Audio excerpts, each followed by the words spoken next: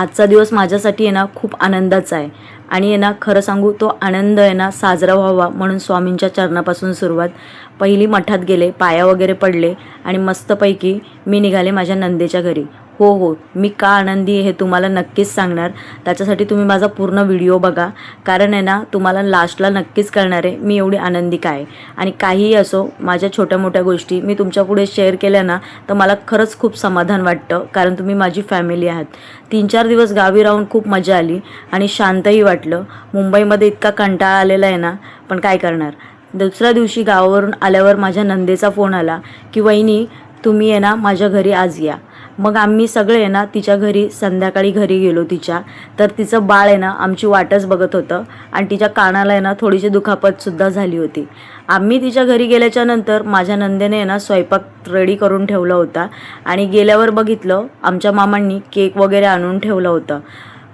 तुम्हाला सांगते आज बड्डे कोणाचा आहे. आज बड्डे माझ्या मोठ्या मुलीचा आहे आणि तिचं सेलिब्रेशन करण्यासाठी मी माझ्या नंदेच्या घरी गेले होते आणि माझ्या नंदेने सगळं उरकून ठेवलं होतं. आम्ही गेल्यावर आम्हाला डायरेक्ट सरप्राईजच भेटलं.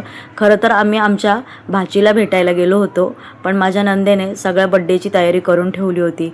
माझी मुलगी खूप खुश झाली. आतूने सगळं तयारी करून ठेवली होती आणि गावावरून माझे सासरेसुद्धा आले होते. त्याच्यामुळे आम्ही सगळे तिकडे गेलो. तिकडे गेल्याच्या नंतर इतकी मजा मस्ती केली, कसं काही दिवस गेला काहीच कळालं नाही. आणि लहान मुलं एकत्र आली ना एवढी मस्ती करतात, त्यांची मस्ती आहे ना थांबतच नाही. तिच्या कानाला थोडी दुखापत झाली होती तरी तिची मस्ती काही थांबत नव्हती, कारण मामा आला होता, दीदी आली होती ना तिची, त्याच्यामुळे त्यांची मस्ती खूपच चालली होती. आणि हो, माझ्या मुलीचा आज वाढदिवस आहे, त्याच्यामुळे माझ्यासाठी तो खूप आनंदाचा दिवस आहे आणि स्पेशल दिवस आहे. आणि तिच्या आत्तूलाही वाटत होतं की तिने माझ्या घरी यावं आणि तिचा बड्डे सेलिब्रेट करावा, कारण दरवर्षी ती तर येते माझ्या मुलीच्या बड्डेला घरी, पण ह्यावर्षी तिच्या मुलीच्या कानाला दुखापत झाल्यामुळे तिने आम्हालाच तिच्या घरी बोलवलं. पण ती मिस नाही करणार बड्डे तिचा, त्याच्यामुळे ती बड्डेला आम्हाला तिच्या घरी बोलवलं. मग काय सगळे गेलो आणि खूप मजा मस्ती केली. हो, पण तिच्या घरी गेल्याच्या नंतर बोलणं चालणं गप्पा वगैरे खूप झाल्या आणि त्याच्यानंतर स्वयंपाक वगैरे रेडी झाल्याच्या नंतर आम्ही खूप गप्पा मारल्या.